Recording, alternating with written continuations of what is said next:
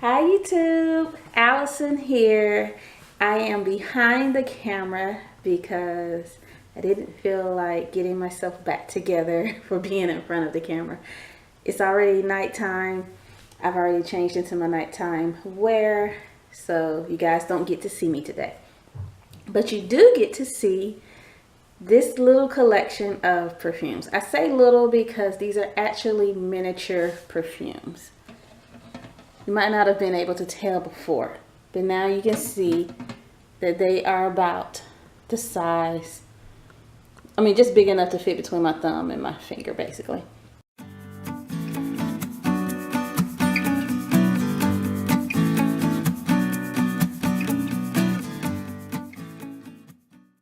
So I have ended up with my small collection of miniature perfumes because every so often, not really even every so often, most of the time when I buy name brand perfume, I try to get it from Sephora because they usually give you gifts with purchases. So some of these, actually, you know what? Only one of these ended up being a gift with purchase. But the rest of these were just the times when I wanted a nice perfume, but I didn't really feel justified in buying a full bottle. So I settled for getting the miniature. So I'm just going to talk with you quickly about my miniatures. So first up, we have Mon Paris by YSL. I got it in a set with the black opium that's behind it. The first time I smelled Mon Paris, I tried it out at Ulta and I loved it, and I was like, I'm definitely getting this in full bottle. Since then, having played with other perfumes and experimented with other perfumes, I've changed my mind about wanting this in a full bottle. It smells nice, but it smells a bit just not very special, I guess. Like if I had a full bottle in my collection, I would definitely use it. But I'm just not yearning for this enough to get the full bottle. The next time I get the full bottle, it won't be this. Right now, off the top of my head, the way I'm feeling right now, this could change. When I get a full bottle, it'll probably be Miss Dior Absolutely Blooming or Black Opium Floral Shock. But this has a nice, sweet, fruity smell with that patchouli base to give it some depth and some lasting power. That is what makes it more attractive than other perfumes. A lot of perfumes nowadays, even though they might be designer perfumes, don't last that long. But this one actually lasts a decent amount of time on me, and it smells nice. I get complimented on it for sure when I wear this. So it is a crowd pleaser. So if you're looking for something that's a crowd pleaser, then you should definitely check out Mon Paris by YSL. And I have to say, this is the one I like the best. I've tried the Mon Paris flankers, or the flanker. It might be just one, but I only like the Mon Paris, the original. The flanker I tried was just way too sweet. Like, this is already sweet enough. It didn't need to be sweeter. And the flanker is sweeter. So that's why I'm just not interested in the flanker at all. Next up, we have Black Opium. Everybody knows Black Opium.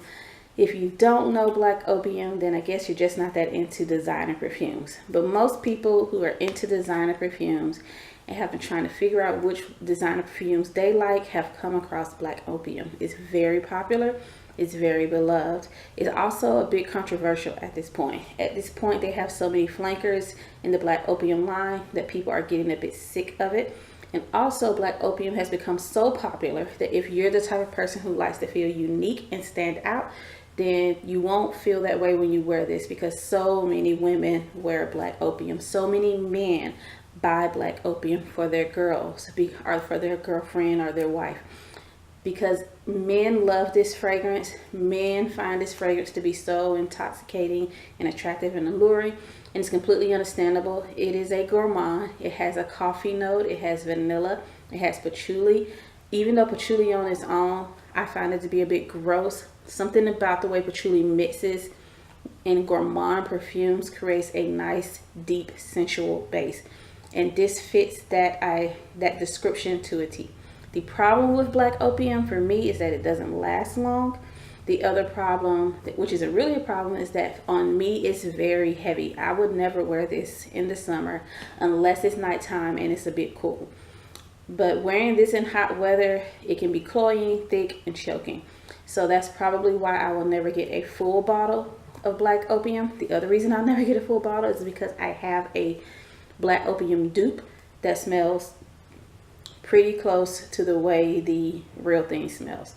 So it just feels kind of pointless to have basically the same scent in two different full bottles. But again, this is Black Opium by YSL. Okay, next up we have my Burberry Blush. I love this perfume. If you have smelled, what's that perfume? Romance Rosé by Ralph Lauren. Or if you like the Lancôme La Vie Belle en Rose, then you'll probably like this. It's pretty much very similar to those types of perfumes. It has like a fruity, floral, tart, sparkly vibe going on. On me, it doesn't last a long time, but it lasts a decent amount of time. And I also have the travel spray version of this. So that makes it to where when I wear this, I can just, you know, carry the travel spray with me and reapply. Right now, I've only been using the travel spray because this miniature is a dabber. It's just a bit complicated to use dabbers, especially when you have something that doesn't actually come with a dabber top or whatever. Let me see. I'm trying to remember. Yeah, this one, you kind of have to force it onto your skin if you're trying to dab from the top. But basically anything where I feel like I'm at risk of spilling it, then I hesitate to use it as much. Which is why I really haven't used any of these miniatures a lot. But they will be perfect for travel if I feel so brave as to take them with me in my purse. But again, this one is a sparkly, fruity, floral, and it's very summery. It's perfect for summery. It's very sweet. I feel like teenage girls would love this one, also because the packaging is cute and pretty. There are grown women who would love it too, but more of your grown women who like to smell girly. If you like to smell womanly, maybe you wouldn't be so into this as much. This one is very girly, and not necessarily girly as in like young, but I'm trying to think of the essence of girly as in like the girl who loves to wear pink, and she loves bows, and she loves Chanel, as far as just saying, oh, I have a Chanel. Like just a very feminine, flirty girl. So I guess that's the word. It's flirty. It's a very flirty perfume and not seductive. Black Opium is seductive, but my Burberry Blush is flirty. So that's the difference between the two. And the last one is a men's fragrance, or a pour homme fragrance, something marketed to the men. This is Versace Eros. I got it for free from Sephora with a purchase. I can't remember what I purchased. But even though it's meant for men, I love the way this smells on my skin. It starts off more masculine, but once it calms down, I feel like on my skin it's in the same vein as Black Opium. It is a seductive smell. It's dark and deep, but still, it's not really sweet. I can't say it's sweet at all. It's dark and it's deep and it's seductive. That's what I'll say about it. When I first spray it, that mint note comes through, and the mint note on my skin makes it feel a bit more masculine. But when it calms down, it doesn't feel so masculine. It feels more sophisticated and confident.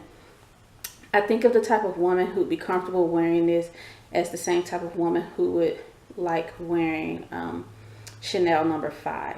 Like the woman who can pull off Chanel No. 5 definitely can pull off Versace Eros.